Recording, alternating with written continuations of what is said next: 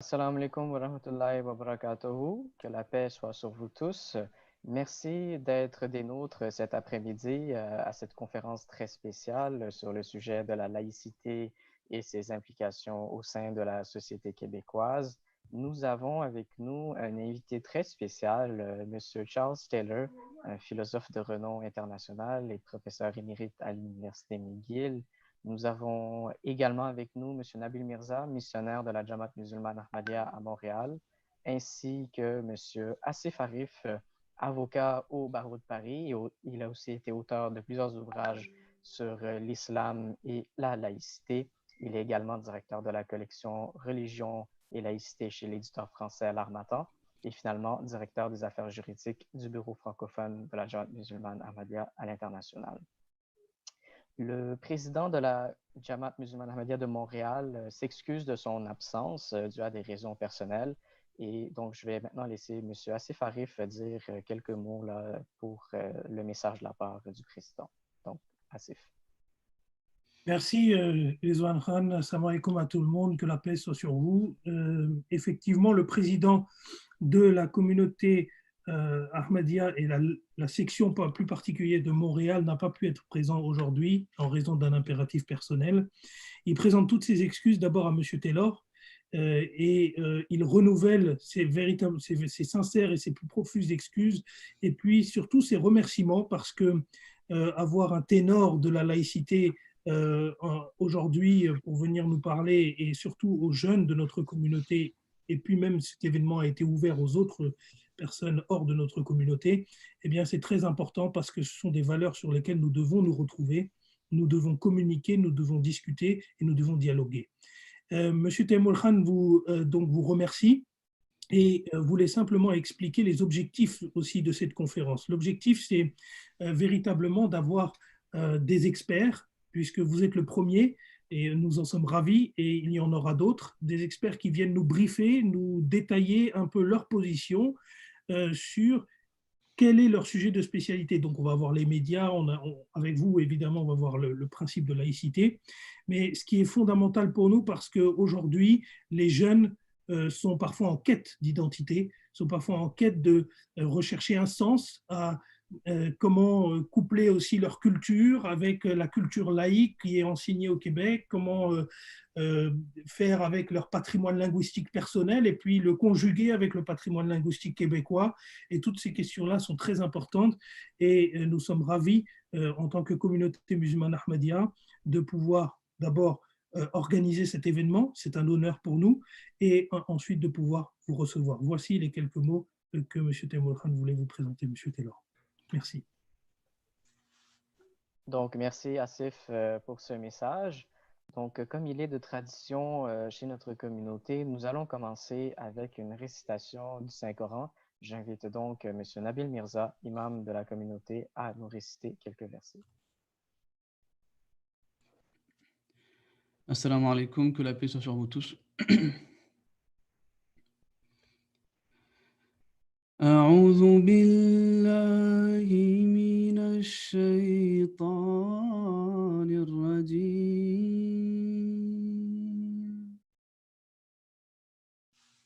بسم الله الرحمن الرحيم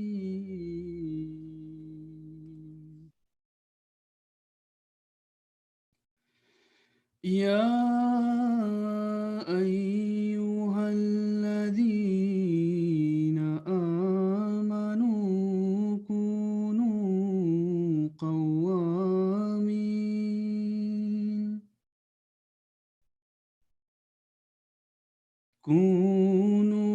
قوامين لله شهداء بالقسط ولا يجرمنكم شنآن قوم على ألا تعدلوا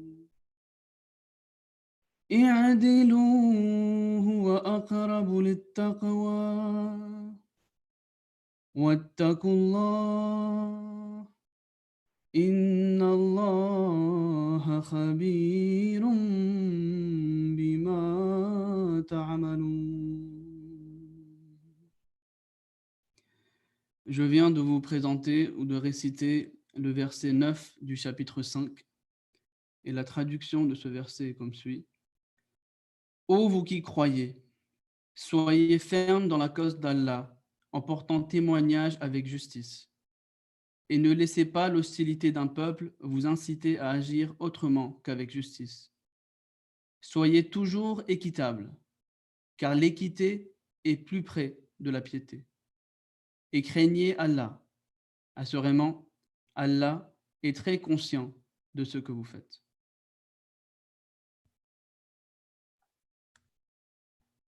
Donc, merci pour cette récitation. Maintenant, certains d'entre vous, je suis sûr, vous vous demandez qui est cette communauté, qui est la Jamaat musulmane Ahmadiyya. Donc, je vais maintenant introduire en quelques minutes la communauté. Et donc, la Jamaat musulmane Ahmadiyya a été fondée en 1889 par Hazrat Mirza Ghulam Ahmad Qadian en Inde et est actuellement présente dans plus de 200 pays. C'est une Jamaat qui est un mouvement islamique propageant un message de paix à travers le monde, ayant comme devise amour pour tous et haine pour personne. Et à cet effet, la Jamaat Ahmadiyya du Canada est très impliquée au service de l'humanité par l'entremise de différentes initiatives à l'année longue, même en ce moment où il y a une campagne pour aider nos voisins en cette période difficile de la COVID-19. Nous avons aussi Humanity First, qui est la branche humanitaire de notre communauté, qui met en œuvre de nombreux projets humanitaires à travers le monde en ce moment, que ce soit la construction des écoles, des puits d'eau ou l'aide des réfugiés dans plusieurs pays dans le monde. Même que localement, Humanity First Canada, avec les dons de sa filiale à Montréal, a entrepris la construction d'une école primaire en Haïti. Tous ces efforts ont même fait d'ailleurs l'appréciation de la part du Premier ministre du Canada très récemment. Par contre, la Jamaat Ahmadiyya est aussi victime de persécutions dans plusieurs pays du monde, notamment au Pakistan, où notre communauté a été déclarée comme étant non musulmane par la constitution du pays. Cet amendement a mené à des formes de violence et d'exclusion socio-économique de la part des individus et de l'État. Cette expérience des persécutions suscite un respect profond au sein de notre communauté pour le principe de laïcité. Et à cet effet, notre communauté, à travers sa sainteté, Hazrat Mirza Masroor Ahmad, qui est le chef spirituel de notre communauté, a même lancé la campagne True Islam pour vraiment promouvoir la séparation de la mosquée et de l'État et adopter un modèle de laïcité qui respecte les différents. Nous avons même en ce moment de nombreux confrères et consoeurs qui, dans plusieurs pays du monde, sont emprisonnés, torturés et n'ont aucune reconnaissance de leur liberté fondamentale de conscience et de religion. Le chef spirituel de notre communauté, sa sainteté Hazrat Mirza Masroor Ahmad, est très engagé pour la paix mondiale et donne régulièrement des allocutions à différentes instances, que ce soit à l'UNESCO, au Parlement européen ou au Capitol Hill, pour appeler à la véritable justice et équité dans le monde. Donc, comme vous le savez, nous allons aborder le sujet de la laïcité et ses implications au sein de la société québécoise, un sujet qui est assez d'actualité au Québec. Nous avons notamment été témoins de la plus récente tentative de légiférer en ce sens, qui a abouti à l'accouchement de la loi 21. L'événement se déroulera donc en deux temps. Il y aura tout d'abord la présentation du sujet par M. Charles Taylor et suivra par la suite une période de questions de la part du public. Donc, avant de commencer, je vais introduire notre bien-aimé invité, M. Charles Taylor. Je ne crois pas qu'il a besoin d'être introduit, mais tout de même, pour ceux qui ne le connaîtraient pas, M. Charles Taylor est un philosophe de renom international qui a publié de nombreux ouvrages allant de la politique à l'intelligence artificielle. M. Taylor a également co-présidé la commission Bouchard-Taylor en 2007 sur la question des accommodements raisonnables. M. Taylor donne plusieurs conférences, dont sur la laïcité et ses implications. Donc, sans plus tarder, je laisse la parole à M. Taylor. Merci. Bonjour, je vous remercie de cette invitation, d'autant plus que je sens que votre conception de la laïcité dans votre association est très proche de la mienne. Mais je voudrais vous expliquer ce qui arrive au Québec, comment le problème s'est posé, en un peu vous donnant les raisons profondes de l'adoption de cette loi 21, contre laquelle j'ai combattu et je combats encore, mais je crois qu'il faut comprendre. Alors, on dit souvent à la défense de cette loi que la laïcité a toujours différentes manières de se présenter dans différents pays. Et il s'agit ici seulement d'une manière de présenter la laïcité, même partout, mais avec disons, des caractéristiques québécoises, comme si c'était un reflet de l'identité québécoise. Et il faut voir l'importance qu'a ce concept de laïcité dans l'argumentation. Lors des dernières élections fédérales, le chef du Bloc québécois, c'est un parti indépendantiste, mais qui milite au sein fédéral, au niveau fédéral, il a fait campagne presque uniquement sur la défense de la loi 21 contre toute ingérence possible du fédéral, en prétextant que c'était tellement essentiel à l'identité québécoise qu'il serait intolérable pour tous les Québécois que le fédéral intervienne. Alors, je voudrais un peu expliquer ces deux concepts. D'abord, identité et laïcité, parce que je crois qu'il y a dans cette prétention des tenants de la loi 21 des confusions et même des contradictions. D'abord, le concept d'identité, c'est un concept qui date seulement d'un demi-siècle, c'est-à-dire le mot identité utilisé dans ce sens. Et dans le sens actuel, où on parle de l'identité, je dirais mon identité canadien, catholique, quelqu'un est allemand et protestant, quelqu'un d'autre est français et musulman, etc. Ce sont des différents facteurs de l'identité fonctionnent dans nos vies comme des points de repère quand on veut prendre des décisions vraiment importantes. Parce que tous ces éléments d'appartenance nationale, d'appartenance religieuse, d'appartenir à une certaine famille, lignée, etc., viennent avec des valeurs. Ils sont en quelque sorte imprégnés de certaines valeurs et ces valeurs nous aident, nous guident quand on prend des grandes décisions dans la vie. Alors, c'est ça l'idée d'une identité d'un individu. Mais parlons un peu de l'identité d'une collectivité, l'identité nationale. Mais là aussi, c'est très important et ça joue un rôle extrêmement important dans les démocraties. Pourquoi? Parce que les démocraties exigent qu'il y ait une participation active de la part des citoyens. Ils doivent aller voter, évidemment, ils doivent payer leurs taxes, ils doivent souvent aller à la guerre dans certaines conditions.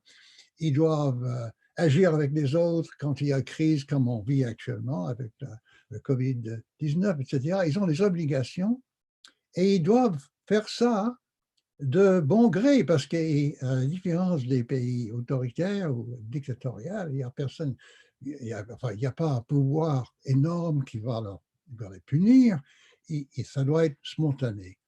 Spontané et la spontanéité là vient seulement d'une certaine identification avec l'identité nationale, c'est-à-dire il y a un certain accord sur ce sur quoi notre pays est bâti.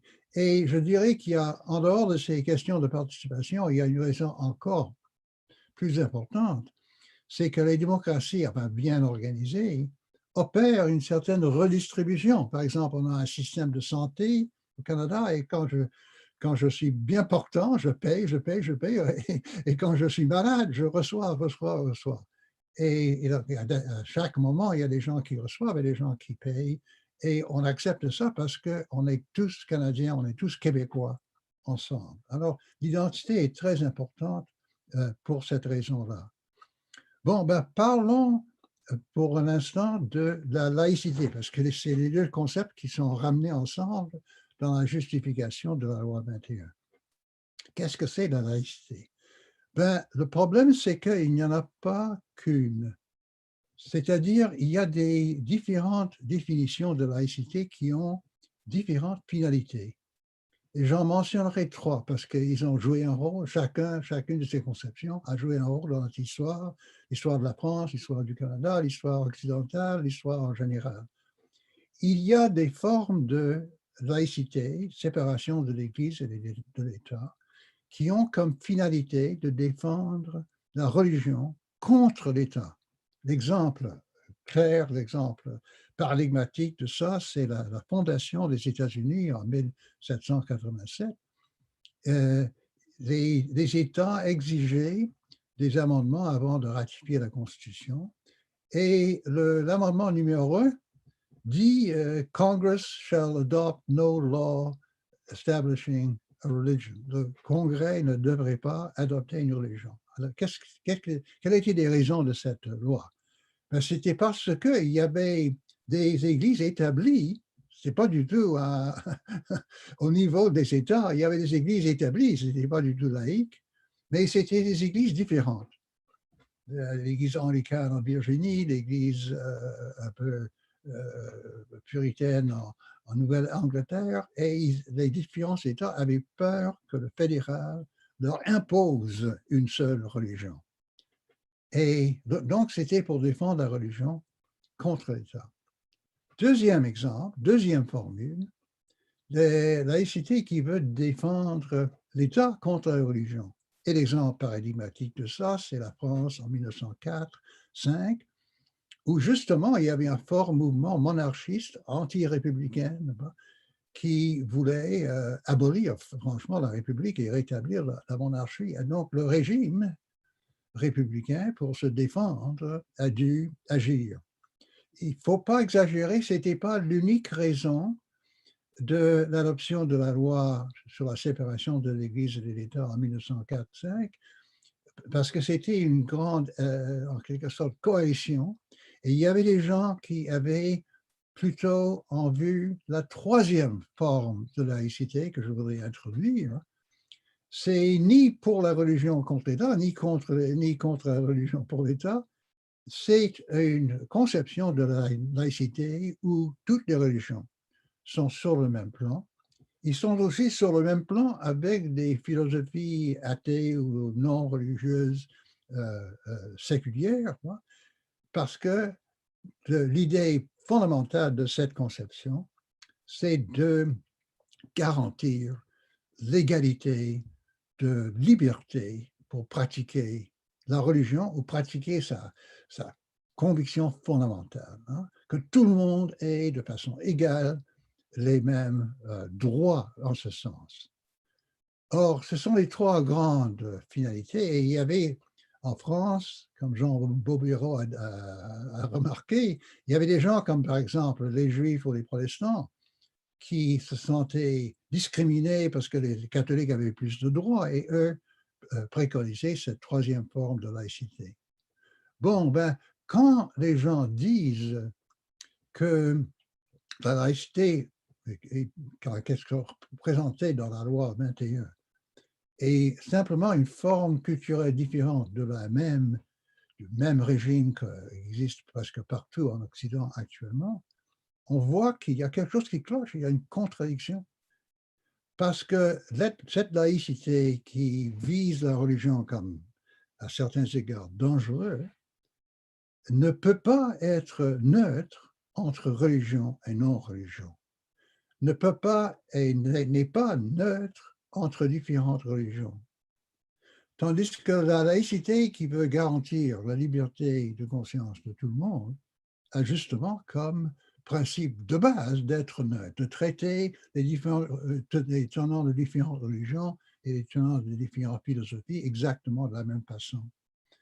Alors, il y a là, non pas simplement une espèce d'adaptation à la culture, il y a en quelque sorte une déviation. Ce qui sous-tend la loi 21, qui préconise que les pratiquants de certaines religions n'auraient pas certains droits qu'ont d'autres gens. Enfin, ce qui est vraiment fondamental là-dedans, c'est que dans certaines tâches qui relèvent du public, comme les enseignants dans les écoles, porter soit des signes religieux vous exclut. On n'a pas le droit d'enseigner en portant des signes visibles religieux.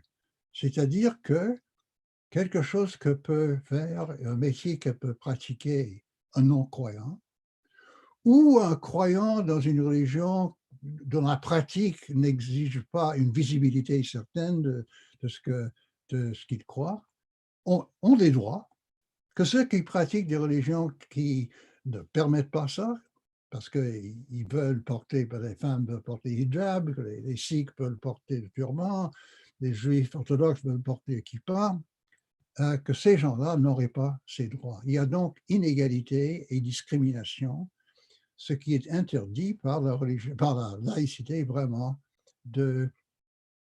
d'égalité de droit. Nous appelons au Québec cette laïcité-là la laïcité ouverte.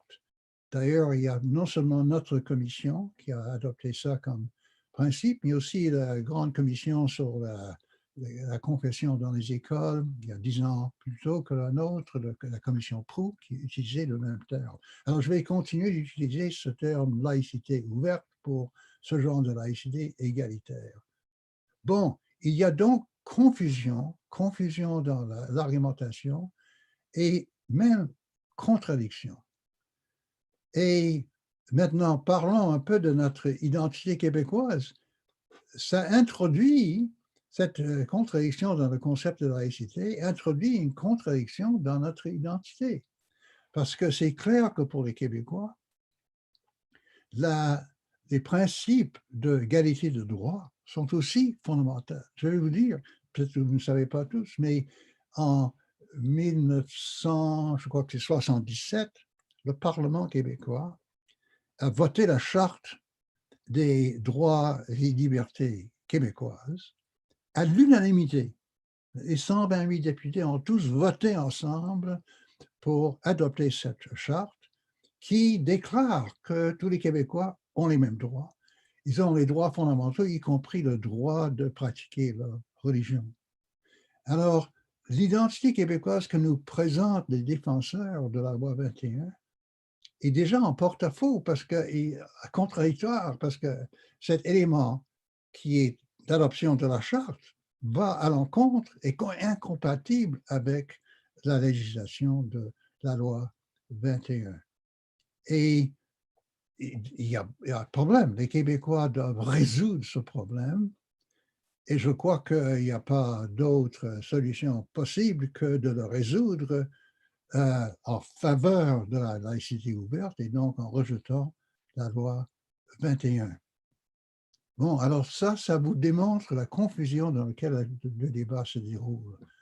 Mais moi, je suis partisan de cette abolition de la loi et je vais vous donner un peu d'autres raisons qui me poussent dans le même sens. C'est non seulement parce que c'est contradictoire, la logique n'est pas tout en politique, on peut être illogique parfois, mais c'est aussi cruel et injuste et ça impose des fardeaux à des gens qu'eux ne devraient pas porter. Par exemple, imaginez, que j'ai rencontré des gens, d'exemples vivants de ça, vous êtes une jeune personne qui a une certaine vocation pour l'enseignement, vous avez fait toutes vos études, vous êtes en train de faire votre dernier stage, vous croyez non seulement, pas seulement une espèce d'affinité pour l'enseignement, mais vous croyez que tous ceux qui sont des citoyens, surtout des immigrants dans un pays, devraient rendre quelque chose à ce pays-là en servant dans une fonction qui nous est chère, dans laquelle nous avons une certaine expertise. Et je connais des personnes qui ont la description que je vous donne. Je connaissais une jeune femme, justement, pendant l'été, elle était en train l'été 2019, elle était en train de finir son stage. Et elle avait justement cette mentalité, cet sentiment de sens de la vocation. Et cruellement, en automne, la porte est fermée.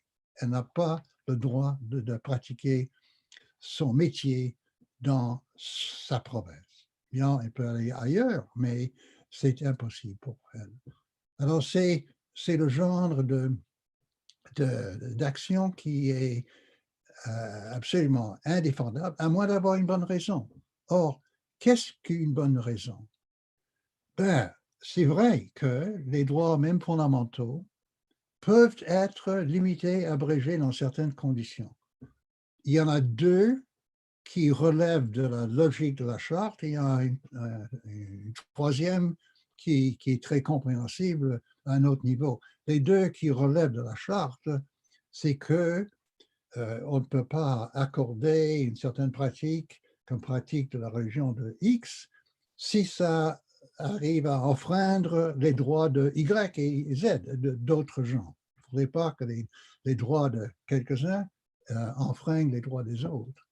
Ou bien, il y a certaines pratiques qui peuvent créer des inégalités, par exemple à l'intérieur d'une entreprise, si quelqu'un veut prendre beaucoup de congés pour pratiquer leur religion, et si les autres ont un fardeau indu pour maintenir l'entreprise, il y a une inégalité.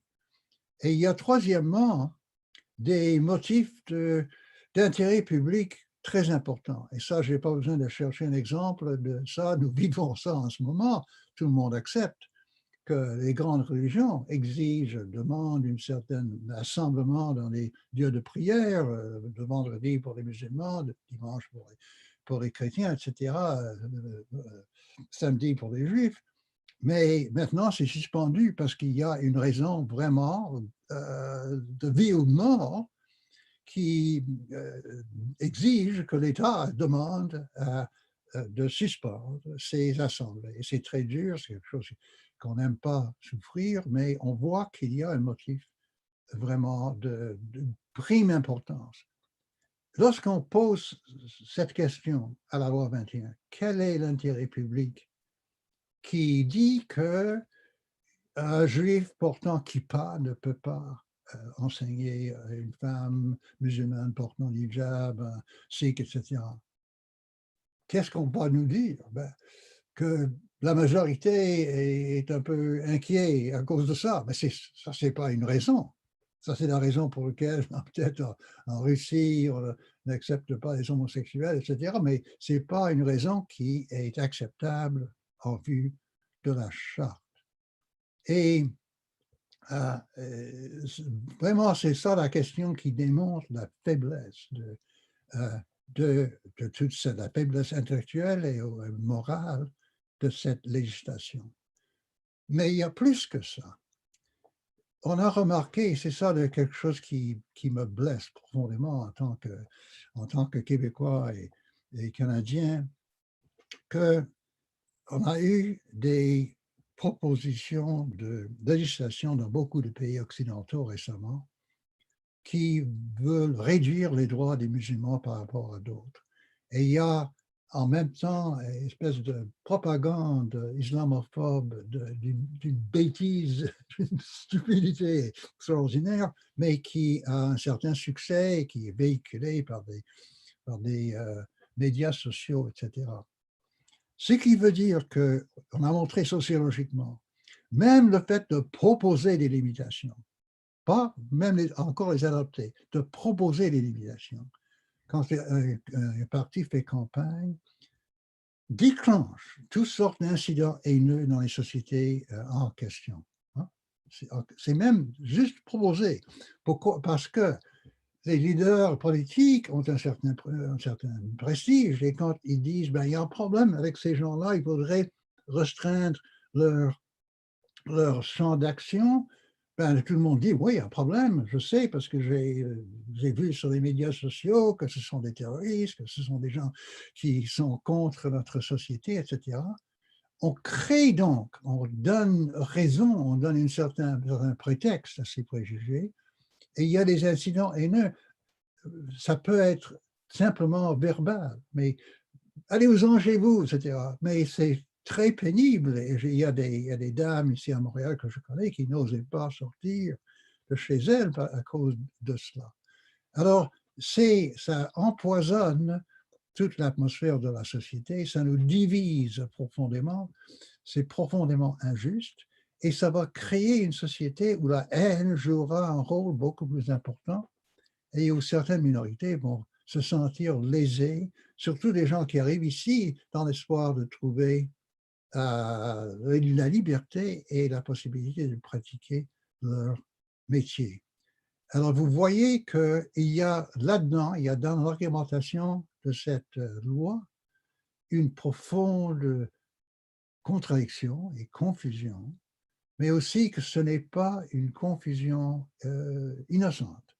Ça crée beaucoup de mal, beaucoup de division, beaucoup d'injustice, beaucoup de souffrance. Et c'est pour ça que je continue de faire campagne contre cette loi. Merci. Merci, M. Taylor, pour ce beau résumé d'un peu de décortiquer voilà, le principe de laïcité. C'est très intéressant que vous avez mentionné l'aspect de la haine, en fait, et cette division, parce que nous-mêmes, en ce moment, sur notre groupe Facebook, voilà, on reçoit déjà des commentaires haineux du fait même qu'on ait cette conférence, et donc c'est quelque chose de très réel et présent. Et donc, maintenant, j'aimerais regarder avec Asif si est-ce qu'on a reçu des questions. Alors, moi, M. Taylor, merci beaucoup de votre intervention hein, qui était passionnante. Moi, je m'intéresse beaucoup aux questions d'identité parce que c'est des questions qui n'ont pas encore de définition conceptuelle vraiment, vraiment ancrée. Et moi, je voulais vous poser plusieurs questions d'abord parce que votre intervention a suscité en moi un certain nombre de questions. Question, vous l'évoquez à la fin de votre intervention, c'est en quelque sorte la laïcité falsifiée de Bobéro, c'est comment on a complètement détourné la laïcité de son but noble initial. Alors, moi, j'ai deux questions au regard des nouveaux moyens de télécommunication et de leur articulation avec la laïcité, parce que vous évoquez justement les réseaux sociaux et puis la presse. D'abord, c'est comment on peut faire, parce que et je ne sais pas si votre commission a peut-être adressé ce problème-là, c'est la question des sondages d'opinion. La question des sondages d'opinion joue énormément parce que aujourd'hui, on sait que parfois, il n'y a pas une nécessité de légiférer. Je prends l'exemple en France du Burkini, par exemple, avec, sur les plages, quand ils nous ont fait tout un tintouin sur le sujet. Et il n'y avait pas de nécessité de légiférer.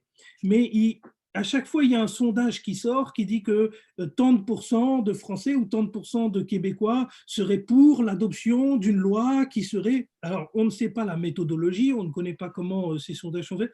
Alors, comment on pourrait y voir un peu plus clair? Comment, en fait, on peut faire pour vraiment dissocier ces mouvements de sondage d'opinion qui sont des mouvements quasi minoritaires avec le réel besoin de légiférer sur les sujets de laïcité? Oui.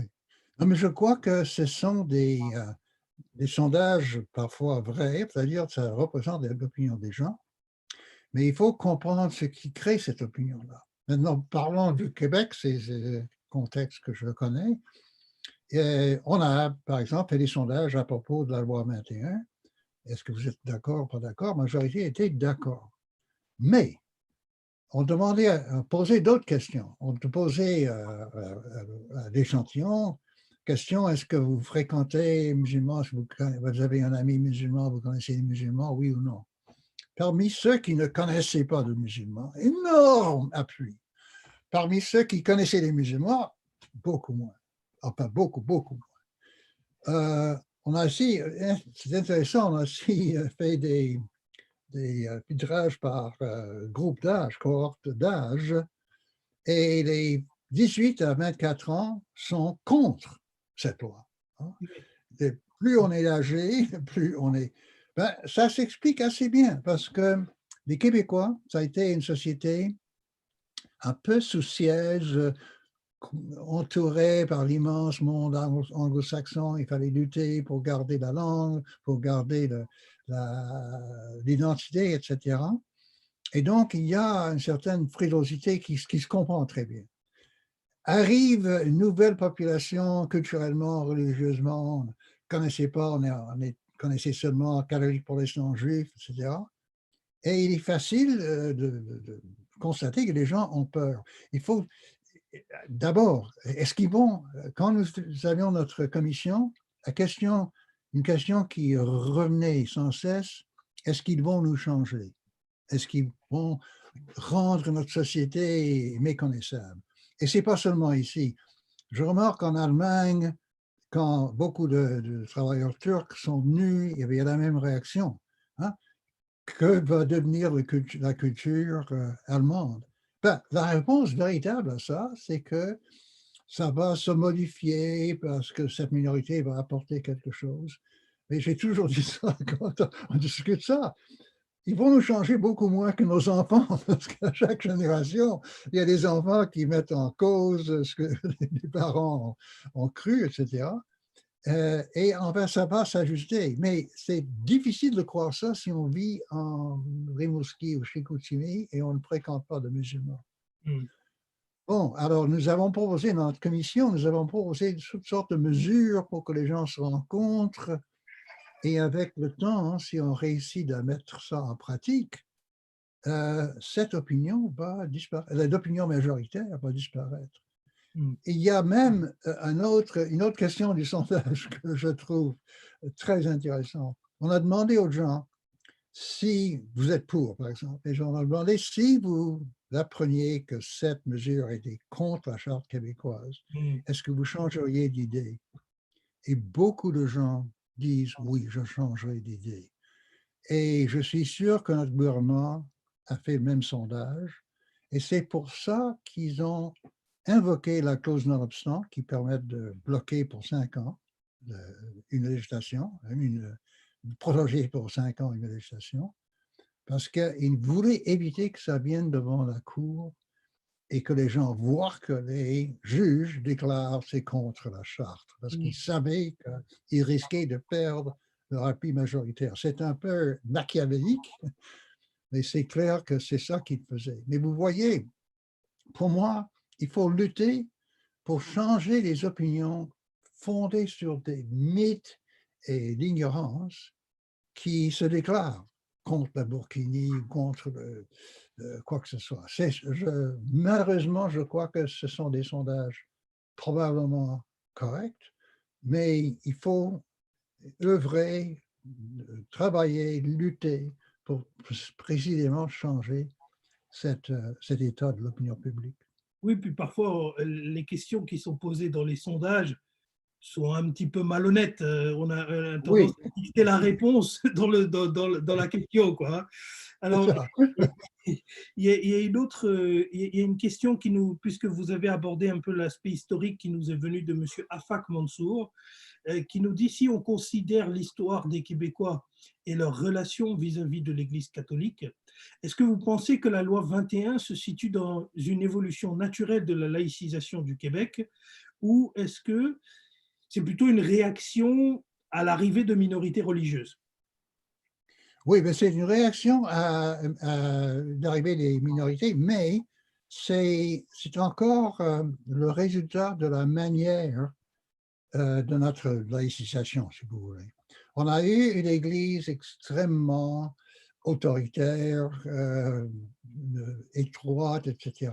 Et il y a eu une révolte à un certain moment contre cela. Mais lorsqu'on tient une commission comme la nôtre, on se rend compte qu'il y a une certaine ambivalence. Oui, on ne veut plus que le clergé, que le curé a beaucoup d'autorité, etc. Oui, on veut chasser ça de notre société, mais notre société a été catholique, a été fondée par l'Église catholique. Hein.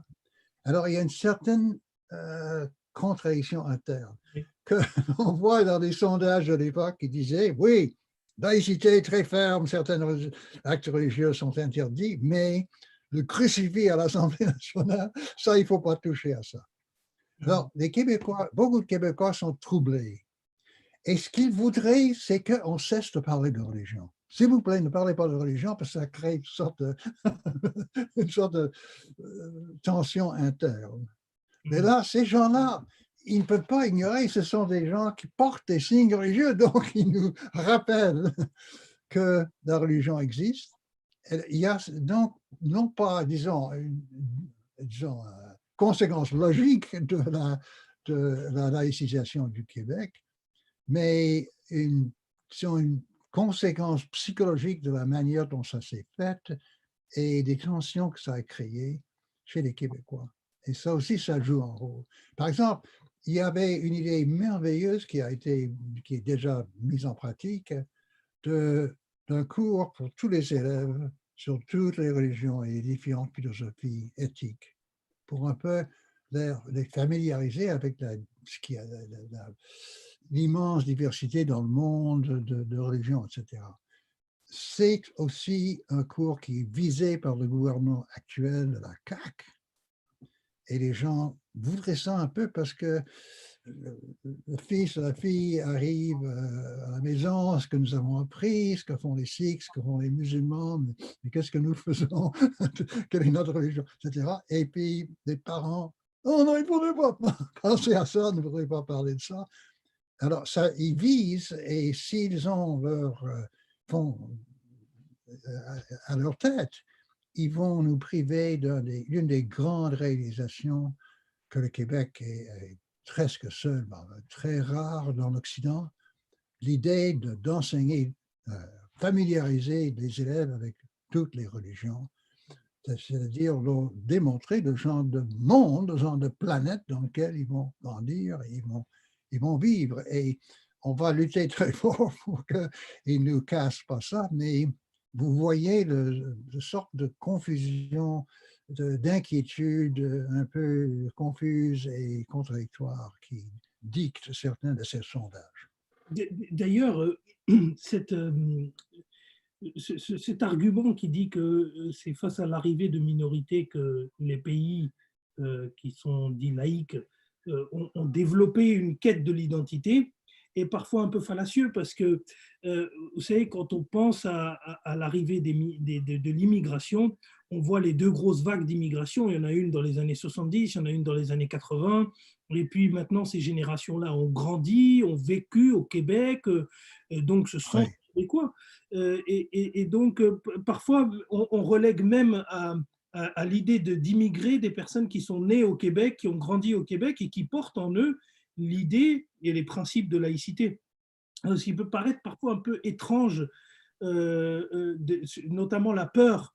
Vous savez, j'avais lu un chercheur turc qui disait quelque chose de très intéressant. Il disait que la peur, c'est aussi un phénomène très sociologique parce que, par exemple, la manière dont les médias vont couvrir un meurtre, il dit un meurtre qui va se passer dans le sud de la France, s'il est attaché avec un sondage, attaché avec une rhétorique qui est de dire attention, ça peut arriver chez vous alors qu'il y a 0,01% de chances que ça arrive à côté de chez vous, vous allez avoir l'impression qu'il y a des tueurs partout autour de chez vous.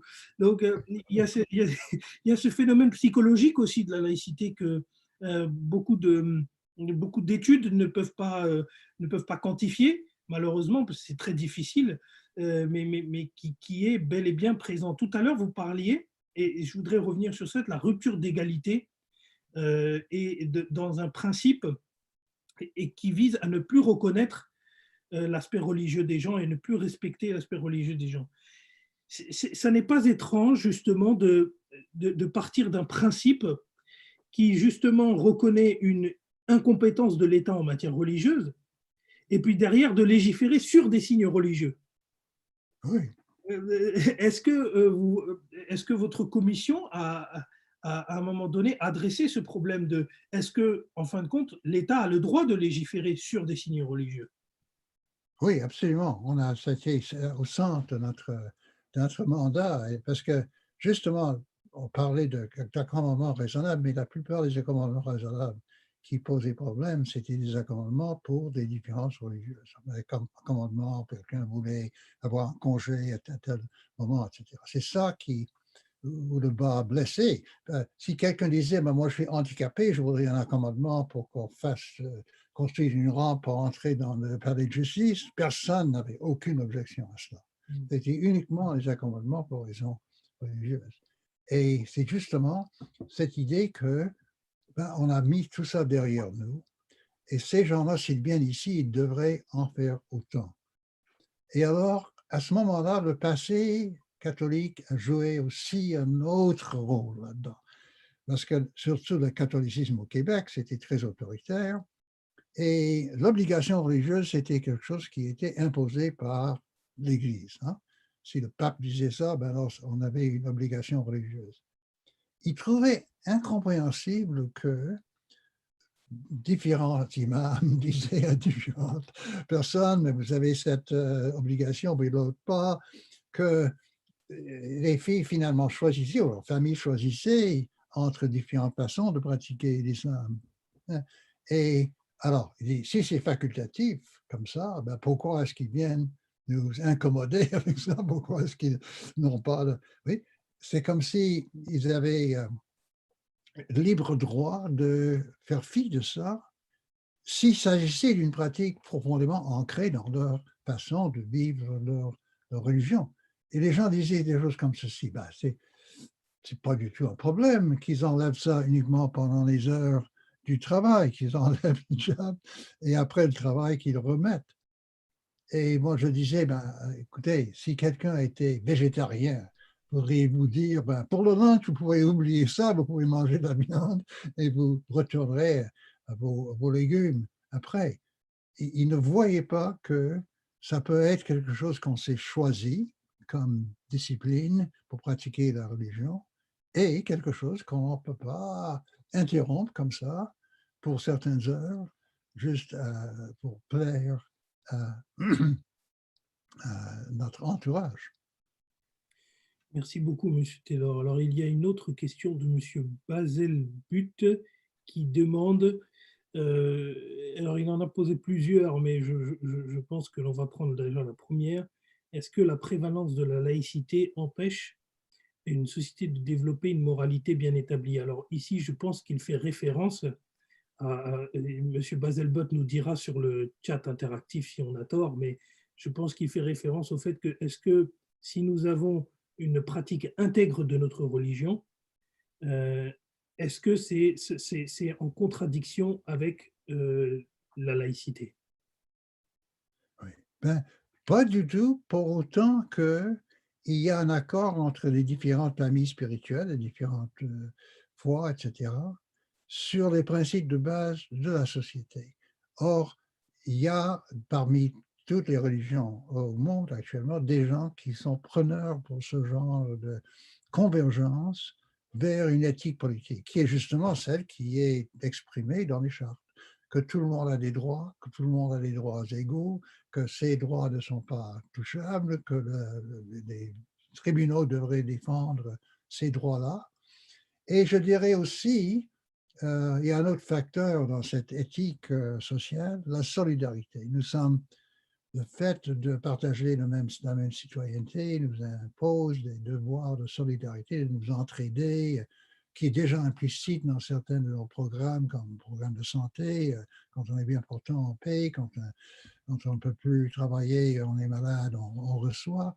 Alors, solidarité plus droit représente disons, l'éthique commune absolument essentielle à une démocratie. Sans ça, la démocratie ne fonctionne plus. On voit ça dans les sociétés où franchement, la solidarité vient de faire défaut, comme c'est le cas aux États-Unis, surtout chez les républicains, que la société est en prise à des divisions très, très profondes.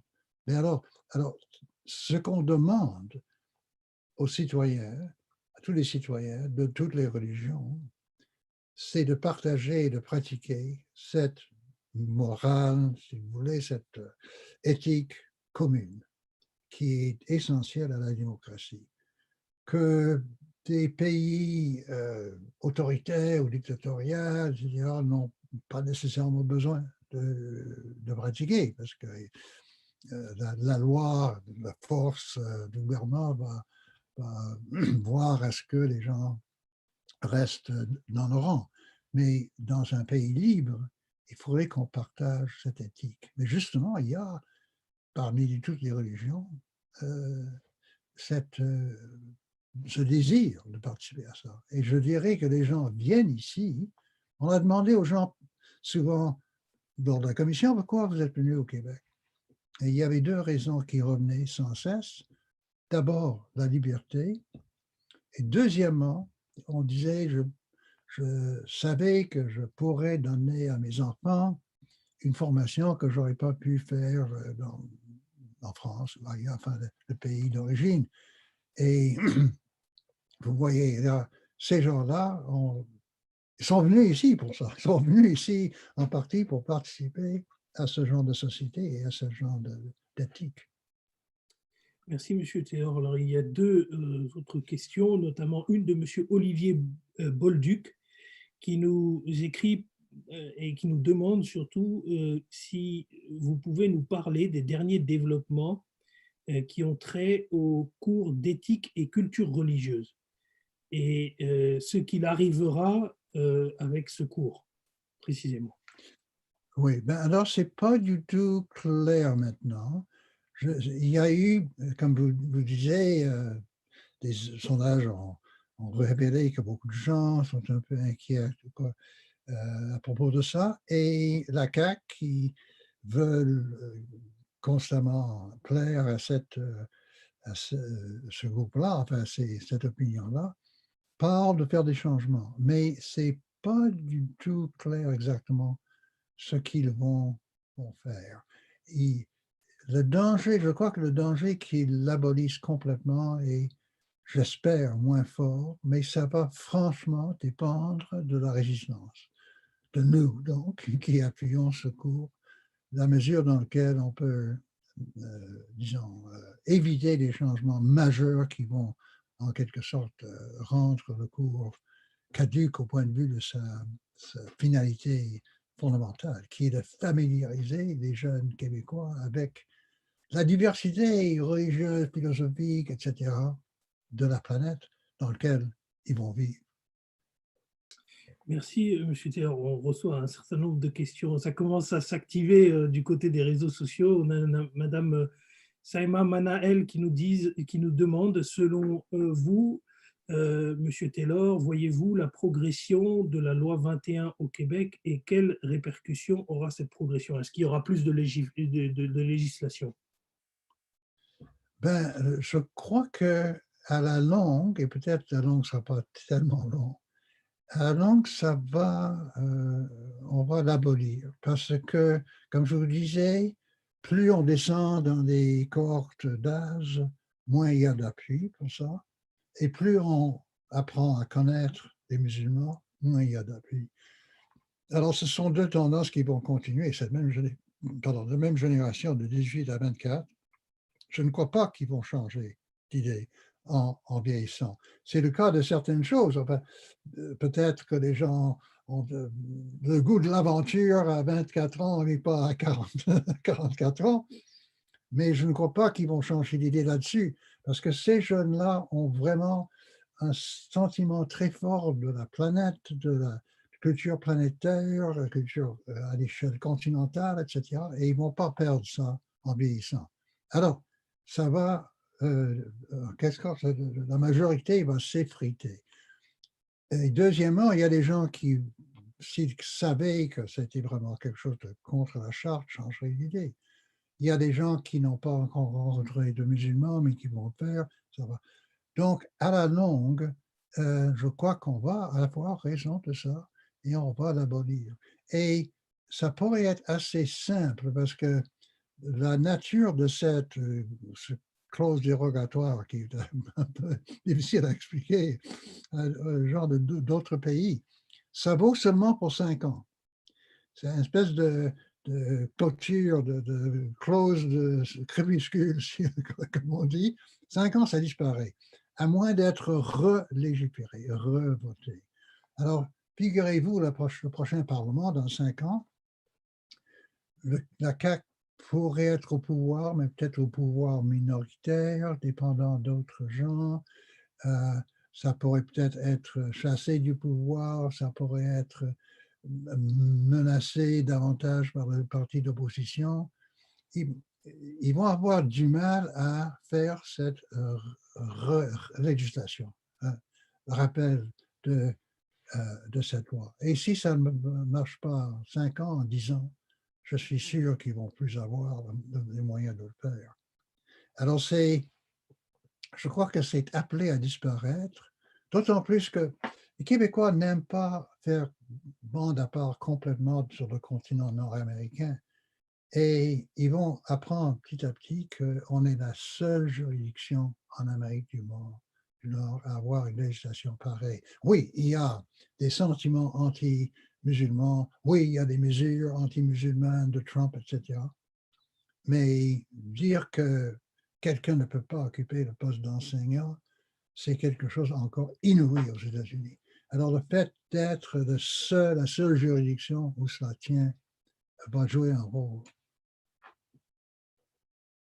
Merci, Monsieur Taylor. Alors, il y a une question de Monsieur Jonathan Savard qui nous pose la question suivante. Est-ce que vous pensez qu'il est légitime que ce soit l'État québécois et ses élus qui légifèrent en matière de laïcité et non pas les tribunaux?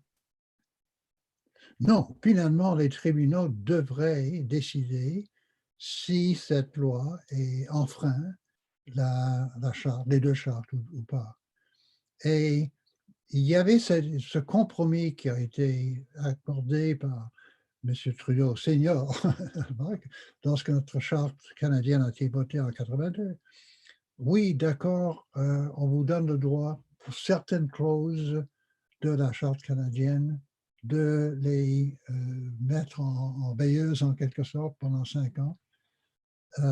Mais et puis ça a été essayé, ça a été utilisé pour défendre certaines clauses de la loi sur la langue il y a 10 ans. Mais finalement, c'est très difficile de le maintenir justement parce que si on laisse faire les tribunaux, ils vont l'invalider et nécessairement, ça dure seulement 5 ans. Donc, je crois que ce n'est pas en fin de compte vraiment normal que les tribunaux n'aient pas clairement le dernier mot. C'est le principe même des tribunaux, le principe même des droits que ça doit être décidé finalement par les tribunaux. Et les gens réalisent ça. Merci, Monsieur Taylor. Alors, il y a une question très intéressante là pour le coup, parce qu'elle mélange un peu les aspects français. Vous allez voir, c'est Monsieur Toussif Ahmad qui la pose et qui dit « Bonjour, on entend souvent que le Québec, à force de vouloir s'approcher davantage de la France, a tendance à s'inspirer des pratiques françaises et conséquemment importe les solutions, mais également les problèmes de la France. » Et est-ce que nous sommes confrontés à ce type de situation avec la laïcité? Absolument, absolument. Je crois qu'il faut voir ça dans le contexte historique et sociologique. Pour la plupart, les musulmans de la France sont maghrébins et peut-être une majorité de ces maghrébins sont algériens. Songeons quelques instants à l'histoire douloureuse, conflictuelle de la France avec l'Algérie depuis 1830 jusqu'à finalement 62 avec la déclaration de l'indépendance de l'Algérie, etc. Pensons à des conflits entre les immigrants musulmans à Paris avec la police, etc. C'est clair qu'il y a énormément de préjugés, je dirais un peu peur de part et d'autre, mais de préjugés français. Les Français sont remplis de certaines inquiétudes à propos de leur minorité musulmane. Et cette minorité souffre une certaine discrimination quand on emploie tout le monde. C'est ça. Alors, c'est une situation un peu empoisonnée déjà. Mais le malheur pour nous, c'est que les Français, récemment, ont choisi de le rendre plus empoisonné au lieu d'essayer en quelque sorte, rapprocher les différentes communautés, justement en ciblant certaines pratiques musulmanes, etc., comme faisant un énorme cas de quelques femmes qui portent la burkini. Ça dépasse l'entendement. C'est comme s'ils voulaient à tout prix envenimer les choses. C'est un peu ça qui va arriver, mais beaucoup moins, à un niveau beaucoup moins élevé, avec notre législation discriminatoire au Québec. Nous risquons de créer une fosse entre la majorité née ici et les immigrants qui viennent de pays musulmans. Nous risquons de commencer à créer cette fosse qui existe déjà en France pour des raisons historiques. C'est Et pour moi, c'est égarement complet que l'on copie la France là-dessus, surtout que c'est tellement compréhensible en France à cause de leur histoire et c'est pas du tout inscrit dans notre histoire. C'est une absurdité terrible. Merci. Effectivement, il y a une histoire douloureuse des Français avec l'Algérie. Et vous savez que sur la loi de 1905 ne s'est pas appliquée aux Algériens dès le départ. Dès 1905, ils avaient fait une dérogation. Et peut-être que c'est ça qui fait qu'aujourd'hui, on a un peu les syndromes de cette exception que l'on a fait aux Algériens. Alors, il y a un certain monsieur Sultan Chaudhry qui nous écrit et qui vous laisse ce message. Bonjour, monsieur Charles Taylor. Le Québec semble souffrir du syndrome post-traumatique face à la religion dû au traitement malsain infligé par l'Église catholique pendant des siècles. Tout ce qui ressemble de près ou de loin à l'Église cause des réactions insensées et exagérées typiques d'un PTSD. Alors, je ne sais pas ce que c'est, peut-être que ce monsieur est médecin, et il a l'air d'utiliser une terminologie assez pointue, médicale assez pointue. Il dit « Quel est le meilleur traitement pour calmer ces peurs et inquiétudes collectives résultant des situations révolues depuis longtemps ?» Oui. Ben, je crois que le temps va nous aider. J'ai parlé du fait que la jeune génération, en deçà de 24 ans, et n'est pas du tout en faveur de cette législation. Ça reflète le fait que, disons, l'amertume, la réaction du traumatisme au stress, etc., est beaucoup plus fort chez ceux qui ont vécu c'est vraiment la révolution tranquille, le moment aux années 60 où on a balayé la religion, l'Église, etc. Ces gens-là sont souvent pas parlables, comme on dit, ils ne veulent pas discuter de ça. Et tous ces conflits internes sur l'identité, etc., c'est très fort et très remarqué dans cette génération. On dit souvent des baby boomers. Ben, il y a deux générations ensuite qui succèdent et chacune de ces générations s'éloigne de cette situation. Et lorsqu'on parle à des gens de 20 ans maintenant, de la grande noirceur, soi-disant avant 1960, c'est une vieille histoire. C'est comme si on parlait de la guerre de Napoléon ou de, je ne sais pas, du XVIIIe siècle, etc. C'est pas quelque chose qui résonne chez eux. Au contraire, ce qui résonne chez eux maintenant, c'est de rencontrer des gens d'ailleurs, d'avoir de nouvelles expériences, etc.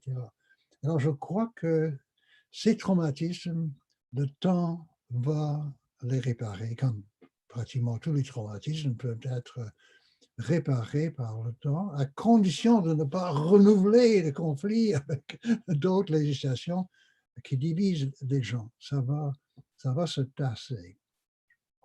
Merci beaucoup, M. Taylor. On va rester dans le milieu médical, mais là, c'est une question qui est d'actualité et qui est posée par M. Hicham, mais qui est posée en anglais.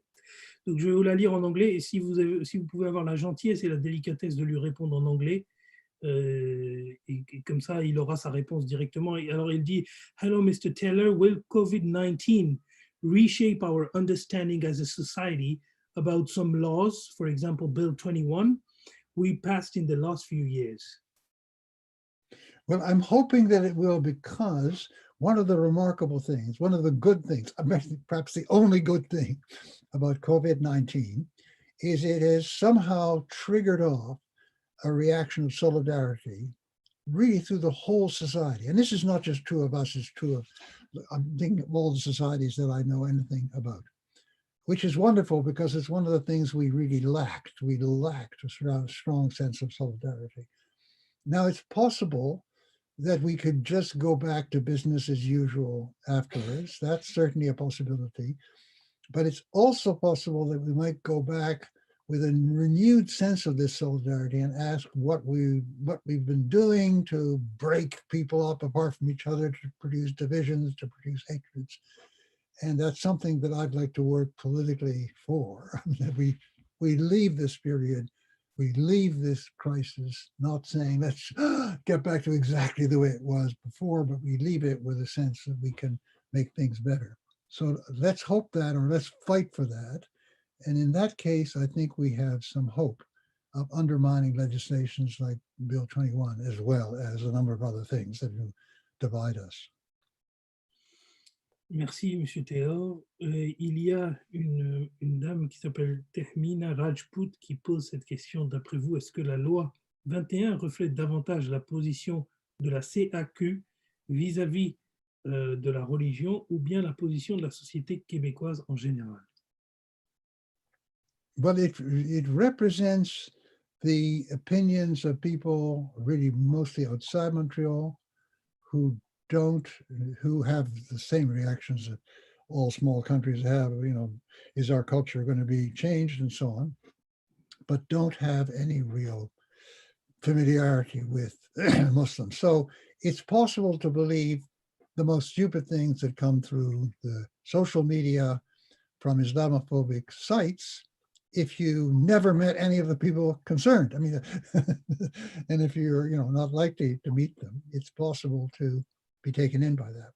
But it's not possible if you actually know people of that particular description and they're totally different from what they've been described as. So I think that it still reflects the majority view, because the majority is in that situation of not really mixing with immigrants, but with time and effort. And I stress that, with effort. You see, our commission made a number of recommendations which would have brought people in contact with each other between the regions in Montreal.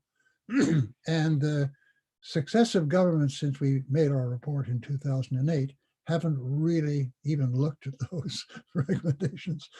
But if we had a new government coming into power after this, after this crisis that we've been through, and if they had a real sense of what we have to do to bring us all together, then some of these programs could be put in place.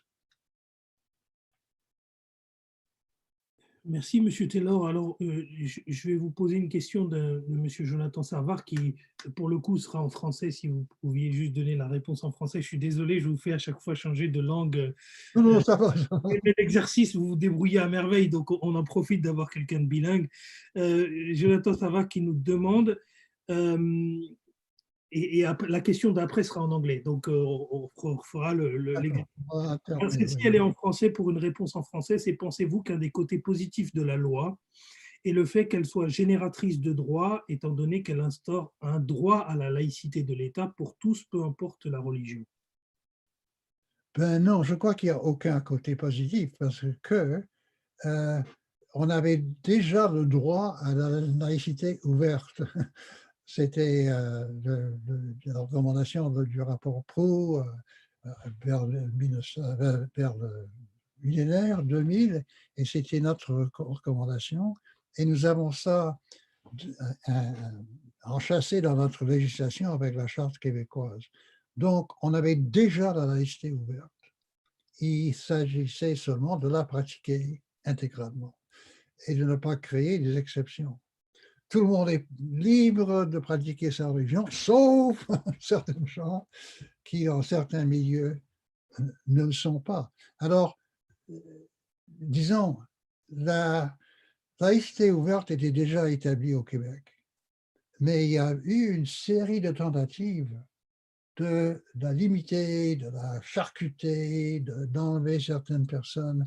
C'était le cas de l'ADQ, qui est le parent, enfin le grand-père de la CAQ en 2007, c'était le cas du Parti québécois en 2013, et c'était le cas de la CAQ. Pour sauver la laïcité québécoise, il ne faut pas que ces gens-là la touchent. Merci, M. Taylor. Alors, on a d'autres... Il nous reste une petite vingtaine de minutes, hein, selon le...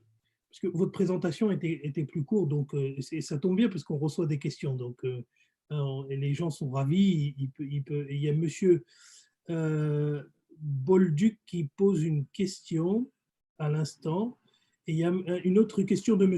Ijaz Rajput, mais je pense qu'on peut prendre la question de M. Ijaz Rajput qui est en anglais. Alors en anglais, il pose la question suivante: Mr. Taylor, thank you for your presentation.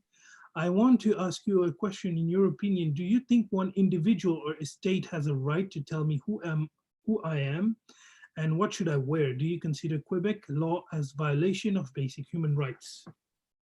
Yes, I think that's true. I mean, there's no reason why, unless there's a very good, public reason to tell you what to wear. I mean, nowadays, sometimes they tell us to wear a mask when we go into a certain situation, and there's a good reason of public interest just to save the lives of other people, why we should obey. But without that kind of very important, urgent public goal, there is no reason at all why the state should have any right to tell me what to wear, certainly not what to believe, what to practice, what kind of religious life to have. Merci beaucoup, Monsieur Taylor. Je reviens avec cette question en français de Monsieur Olivier Bolduc, qui n'est pas une question, mais c'est un commentaire peut-être sur lequel vous voudrez réagir. Il dit, Monsieur Taylor, si vous me permettez une précision au niveau de la fameuse clause dérogatoire. Je pense qu'il parle de cette clause dérogatoire de 5 ans, l'article 33 de la Charte canadienne. Celle-ci ne s'applique qu'aux droits prévus aux articles 2 et 7 à 15 de cette même charte.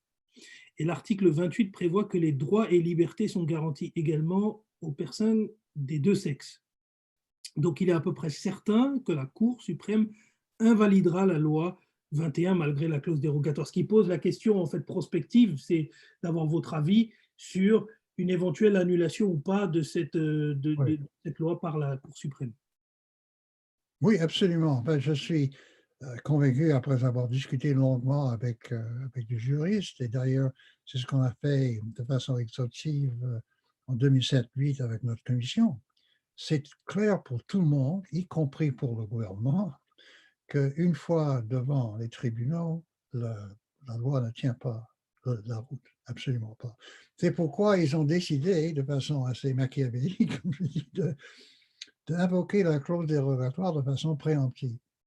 Parce qu'ils avaient peur justement du scénario où ça arrive devant la Cour et la Cour invalide, et puis ça va en appel jusqu'à la Cour suprême qui va l'invalider aussi. Je suis à peu près 100% sûr que ça va se produire. Et donc, il faudrait un motif supérieur d'intérêt public, comme j'ai dit tout à l'heure, comme le COVID-19 en est une pour interdire les grandes assemblées dans les églises ou les mosquées. Il faudrait quelque chose comme ça. Est-ce qu'on peut imaginer pourquoi un sikh ne peut pas porter un turban en enseignant? Quel serait le motif supérieur d'intérêt public? On peut rien imaginer de la sorte. Merci beaucoup. Effectivement, et c'est ce motif d'intérêt public, c'est tout le jeu que jouent ici en France les politiques, et c'est de dire qu'il y a un risque de radicalisation, il y a un risque de ceci, il y a un risque de cela. Alors, il y a toujours des risques. Il lie radicalisation, laïcité, tout est mélangé de sorte que quand on présente le paquet à l'opinion publique, eh ben, ça ressemble à quelque chose comme du terrorisme déguisé, donc il faut à tout prix légiférer, etc. Vous voyez, c'est un peu la méthode qui est utilisée ici. Alors j'espère qu'elle ne sera pas importée au Québec, hein, parce que sinon ça... D'autant plus qu'en France, ça fait le jeu des djihadistes, ça fait le jeu des gens violents. Parce qu'ils disent aux jeunes musulmans, vous n'êtes pas acceptés comme des pensées à part entière, donc affirmez votre... etc. Ça fait le jeu de tout ce qui veut détruire la France. C'est aberrant. Exactement. Il y a M. Bazelbot qui pose une question en français qui dit, est-ce que la vague de laïcité québécoise aujourd'hui est simplement un masque pour cacher les sentiments xénophobes et nationalistes? Alors lui, il va sur un autre terrain plutôt que de dire que ça crée de l'islamophobie. Est-ce que ça exacerbe pas des sentiments anti-immigration, donc xénophobes ou nationalistes? Oui, ça exacerbe ces émotions-là, mais ce n'est pas ces émotions qui sont à l'origine de l'opinion. L'origine de l'opinion, c'est une peur parfaitement compréhensible à n'importe quel moment où une population a vécu avec certaines diversités, mais arrivent d'autres champs de diversité inconnus, non pas du tout familières. Il y a toujours cette réaction d'inquiétude, en quelque sorte de peur culturelle, etc. Tout dépend du leadership politique. Il y a un leadership politique qui dit non, non, ce n'est pas un danger, il va vous expliquer, vous allez voir, etc. Puis un leadership politique qui ne peut pas résister à l'avantage électoral qu'on peut tirer de ça. C'est le cas de Trump aux États-Unis et c'est le cas malheureusement de la CAQ chez nous. Hein. Il y aura toujours ces craintes-là, il y aura toujours ces peurs-là. Le sort des sociétés va dépendre du niveau de leadership que la démocratie produit. Et malheureusement, nous ne sommes pas encore là où il est impossible des politiciens utilisent ce genre de moyen qui est complètement autodestructeur de la société à la longue. Merci, M. Taylor. Une question de M. Hamid Rahman, alors qui peut faire sourire, hein, selon la manière dont on la lit. Il dit, ne sommes-nous pas dans une situation très comique créée par le coronavirus, puisqu'aujourd'hui, même les hommes, y compris M. le Premier ministre Legault, porte le hijab dans des enceintes professionnelles jusqu'au Parlement du Québec, parce qu'il doit porter le masque. Alors, le masque ouvre le visage, on n'est pas dans une situation comique. Oui. C'est un peu cocasse, oui, c'est ça. Un peu cocasse, voilà. Alors, nous avons d'autres questions. J'essaie de les récupérer parce qu'elles étaient un peu plus haut. Et nous essayons, on va comme ça essayer de vous garder auprès de nous. Alors, je ne sais pas si j'arrive à les retrouver ou pas, mais moi, j'ai une question, quoi qu'il arrive, c'est justement sur l'aspect d'identité, parce qu'on a beaucoup parlé de laïcité, mais on a très peu parlé d'identité. J'ai lu un chercheur indonésien qui a écrit un bouquin sur justement l'identité nationale. Et il développe cette thèse qui pour moi est intéressante. Alors, je ne sais pas, je voudrais avoir votre avis il développe la thèse suivante. Puisque vous avez parlé tout à l'heure de la monarchie de juillet, un peu avant que la loi de 1905 soit adoptée, etc. C'est peut-être intéressant de voir ça. C'est que, en gros, les sociétés qui ont adopté des lois relatives à la laïcité se sont fracturées avec l'Église, ont décidé de prendre un chemin inverse de l'Église. Alors que l'Église offrait, à un moment donné, à l'opinion publique, une raison pour l'au-delà, en quelque sorte, quand on meurt, on a une raison, il y a une... Voilà. Est-ce qu'aujourd'hui, la laïcité, en raison de son déficit de répondre à des questions existentielles pour l'homme, comme la mort, par exemple, la naissance, la mort, qui sont des vraies questions d'existence que tout le monde se pose, ouais. Et notamment, plus particulièrement, le chercheur visait la mort, et il disait que justement, les religions réussissent à répondre à la mort. Ils disent, voilà, si vous faites des bonnes actions, vous allez mourir, vous allez au paradis, un enfer, et il y a cette idée de répondre à la mort. Et il dit que les sociétés laïques aujourd'hui ou sécularisées, qui ont pris leur distance vis-à-vis des religions, eh bien, n'ont pas de réponse à apporter face à des phénomènes qui relèvent purement de l'ésotérie ou de la religion. Et donc, pour combler ce gap, cet auteur dit que l'identité nationale est quelque chose de très intéressant parce que les partis d'extrême droite souvent, ont utilisé ça pour justement combler le gap de la réponse à la mort. Pourquoi ? Parce que, en fait, l'identité nationale vous permet de donner à vos enfants des valeurs communes que vous laissez justement après la mort. Et donc, la mort a un sens à la fin, un peu comme quand on meurt au titre d'une religion et la mort a un sens. Est-ce que vous pensez que cette thèse, elle fonctionne aujourd'hui ? Est-ce que c'est comme ça que les mécanismes d'identité s'inscrivent durablement dans notre société ? Oui, parce qu'il y a toujours eu ces deux définitions de la pérennité ou l'immortalité. Il y a la définition générationnel, que toutes les sociétés ont dû, même les sociétés les plus catholiques étaient aussi des monarchies, et puis la dynastie, vous voyez dans l'héritage du dauphin, de son père, etc., la continuité de la dynastie. Et nous voyons aussi, nous sommes aussi très touchés, très motivés par l'avenir de la société. Par exemple, devant un autre danger, celui du réchauffement planétaire. Moi, j'ai un certain âge, je ne vivrai pas les terribles conséquences que beaucoup de scientifiques prévoient pour les années 50 de ce siècle. Mais je suis angoissé parce que j'ai des enfants, j'ai des petits-enfants, etc. Alors, il y a ce mouvement vers l'avenir qui est complètement de ce monde. Et il y a aussi l'autre qui est devenu la préoccupation de certains gens. Alors, nous avons dans les sociétés laïcisées que nous vivons ce phénomène. Le phénomène, il y a beaucoup de gens qui cherchent en religion, en spiritualité, et vous voyez qu'il y a donc beaucoup de gens qui changent, qui étant chrétiens deviennent athées, étant athées deviennent peut-être chrétiens, peut-être musulmans, peut-être bouddhistes. On rencontre beaucoup de gens dans ces sociétés occidentales qui ont une autre religion que celle dans laquelle ils ont été élevés, même souvent religion athée, et ils adoptent la religion. Alors, il y a une fracturation de cette question de l'avenir, où ce qui est en quelque sorte la préoccupation de tout le monde, c'est l'avenir de la société, de nos enfants, de nos petits-enfants. Et là, c'est quelque chose de très important pour les gens.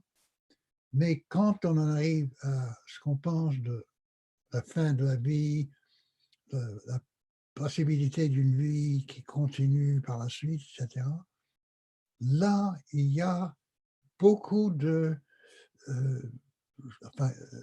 tentatives de recherche.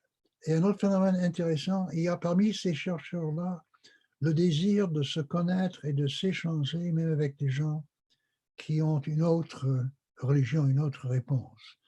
Moi, je ferai beaucoup, parce que j'ai été enseignant avec des jeunes gens, que je ferai beaucoup avec ces genres de chercheurs-là, et je vois, pour moi aussi, j'ai un intérêt très vif à comprendre l'islam, par exemple, à comprendre le bouddhisme, à comprendre ce qu'il y a de commun, ce qu'il y a de différent, à pouvoir comprendre ce qui vraiment émeut les gens de différentes traditions.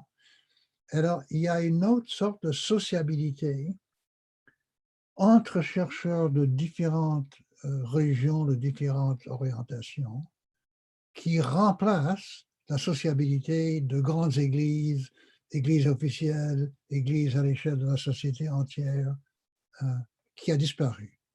La chrétienté, comme on disait, c'est-à-dire société entièrement chrétienne, ça n'existe plus. Merci beaucoup, Monsieur Taylor. Alors, on a une question, il nous reste à peu près, si je dois conclure, on va dire 5-6 minutes. Et on a deux questions qui sont encore sur, qui restent et qui peuvent être intéressantes. D'abord parce qu'elles apportent un point de vue un peu contradictoire par rapport à votre point de vue sur la loi 21. Ça peut être intéressant, mais c'est mon côté français, j'en suis désolé. Et il y a une question de Olivier Dallaire, et puis ensuite une autre question de Monsieur Jonathan Savard. Mais la première question d'Olivier Dallaire est est-ce qu'il est possible de concilier l'affirmation de l'identité québécoise et l'acceptation de l'identité des autres? Oui, sûrement, puisque l'identité québécoise est au moins en partie définie par la charte que nous avons votée à l'unanimité, ce qui implique qu'on est prêt à accepter des gens qui ont une autre identité, qui ont une autre vision de la vie, de la mort, de l'après-vie, etc., dans la mesure où ces gens-là sont prêts à rentrer dans notre éthique sociale, politique, et la solidarité autour de cette éthique. dans cette mesure-là, il y a au contraire grand intérêt, comme je vous ai dit tout à l'heure, parmi cette génération de chercheurs, il y a intérêt à rencontrer d'autres avec de nouvelles idées, avec de nouvelles orientations. Et nous avons, même sur le plan économique, intérêt à intégrer dans notre société des gens qui ont des contacts dans d'autres pays, qui ont des capacités, qui ont des compétences qui nous manquent, etc. Donc, cette identité québécoise, cette identité de laïcité ouverte, est parfaitement prête à intégrer des gens d'autres pays, d'autres orientations. Merci, M. Taylor. Alors, la dernière question pour aujourd'hui, c'est donc celle de M. Jonathan Savard. Et c'est cette question un peu ce n'est pas une contradiction, mais c'est un prolongement de réflexion. Il dit que je sais que vous êtes contre l'interdiction du port de signes religieux pour certaines personnes en position d'autorité. Mais êtes-vous en faveur du fait que les services soient donnés et reçus à visage découvert? Je pense qu'il parle ici des services publics, c'est-à-dire lorsque… Oui. Ben, oui, dans la mesure où cette relation de donner des services exige deux choses. Sécurité, où il y a danger de quelqu'un qui est complètement couvert, par exemple, pourrait porter une arme, ou identification, c'est souvent le cas. Si j'arrive pour demander un autre permis de conduire, etc., il faudrait que l'on sache que c'est vraiment moi et pas quelqu'un d'autre qui va se faire faire un permis qui n'est pas mien. Alors, dans cette mesure-là, il faudrait que les services soient reçus à visage découvert. Les services devraient toujours être donnés à visage découvert parce que c'est une grande politesse et assurance pour celui qui reçoit.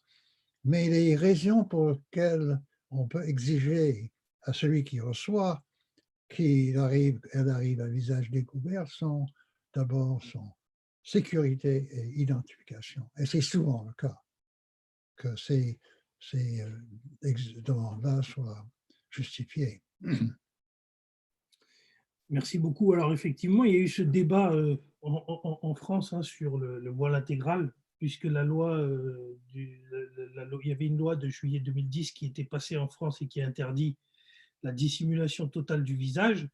Et cette loi est allée jusque devant la Cour européenne des droits de l'homme. La Cour européenne des droits de l'homme était chargée effectivement de pondérer un peu les deux, c'est-à-dire de voir si la dissimulation du visage pour la personne revêtait une finalité plutôt philosophique ou religieuse, ou c'était plutôt une loi de police qui avait été imposée pour la sécurité. Et vous savez que le Conseil d'État en France, Nicolas Sarkozy à l'époque voulait fonder cette loi sur la laïcité, parce que comme vous disiez tout à l'heure, il y en a qui en font leur fonds de commerce électoral. Vous disiez qu'il y a un parti, qui a uniquement ciblé sa campagne électorale sur la laïcité. C'est exactement le cas de M. Sarkozy qui, à un moment donné, s'était vraiment acharné sur ces questions, sur ces questions de laïcité. Et donc, ce qui est paradoxal, parce que quand il avait été nommé président de la République, il voulait une société multiculturelle à l'américaine. Bon, allez comprendre ce qui s'est passé dans la fusion qui a été réalisée dans le cerveau de M. Sarkozy à ce moment-là. Mais en tout cas, il a adopté cette loi. Et le Conseil d'État, qui est notre Cour suprême ici en France, a dit que c'est impossible de fonder une loi sur la laïcité. Donc la laïcité ne pouvait pas justifier une interdiction même de la burqa, même du voile intégral. Donc ça rejoint un peu votre propos, et puis j'espère que vous n'aurez pas affaire à ce débat-là au Québec et que vous allez délicatement l'éviter. Alors, ça clôture, M. Taylor, notre conférence au cours de laquelle vous nous avez fait l'honneur de votre présence. Vous nous avez en plus, vous avez souri quand on a fait des blagues, vous avez été adorable pour répondre à l'ensemble des questions de tout le monde, et je pense que tout le monde en est assez satisfait. Le mot de clôture, en fin de compte, c'est surtout de rappeler que la Jamaat musulmane Ahmadiyya au Québec s'inscrit dans des efforts de manière régulière pour promouvoir des ponts, pour comprendre, pour se parler les uns et les autres, et puis surtout essayer de construire un avenir ensemble. Parce que nous considérons que le vivre ensemble, c'est une chose, et c'est important, mais aujourd'hui, il faut dépasser ce concept et aller plutôt vers construire ensemble qu'est-ce qu'on veut faire pour la société de demain. Je pense que ça rejoint également un certain nombre d'appels à mobilisation dont vous nous avez fait part aujourd'hui. Hein.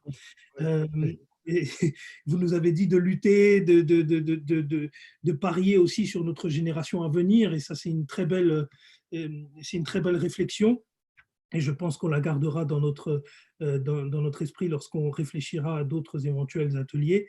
Et vous dire également que nous, on a mis en place le ramadan virtuel, parce qu'avec le Covid-19, en temps de crise, on a été obligé d'adapter ce mois béni pour les musulmans.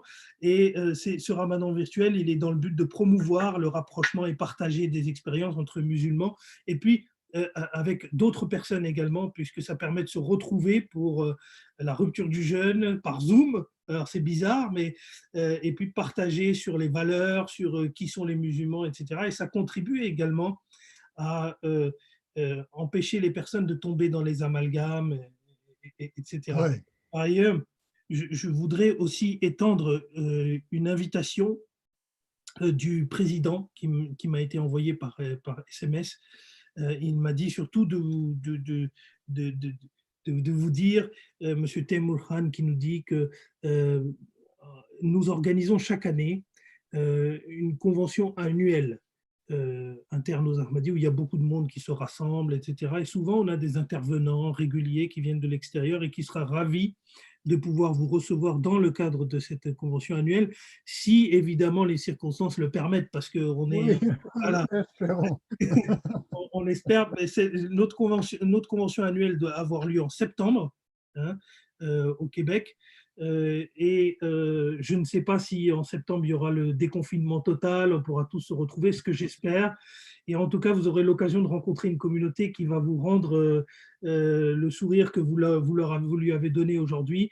Et j'ai vraiment été moi-même très honoré de pouvoir dire ces quelques mots de fin. Je suis honoré de pouvoir faire la modération des questions. Je remercie vraiment toute l'équipe qui se cache derrière. Peut-être qu'il faudrait un petit peu les mentionner pour que vous sachiez qui sont-ils. La personne avec le chapeau marron qui est Rizwan Khan et qui est le directeur aux affaires publiques. Qui a correspondu avec moi. Voilà, qui a correspondu avec vous et qui, depuis le début, fait un travail acharné pour essayer de trouver le bon moment, etc. Et nous vous remercions d'ailleurs d'avoir toujours pu vous adapter à nos changements de calendrier, etc.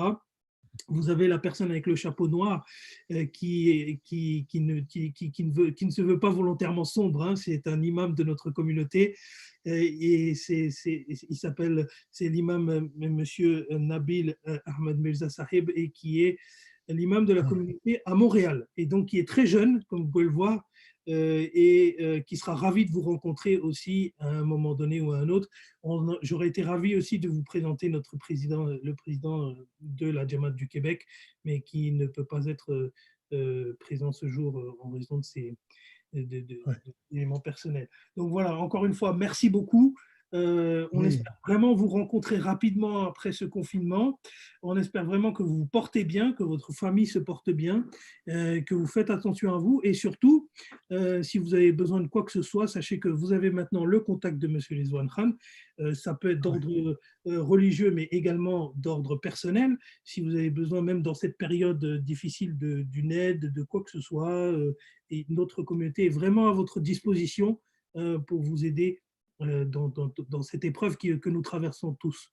Et en tout cas, merci encore d'avoir participé à cette conférence.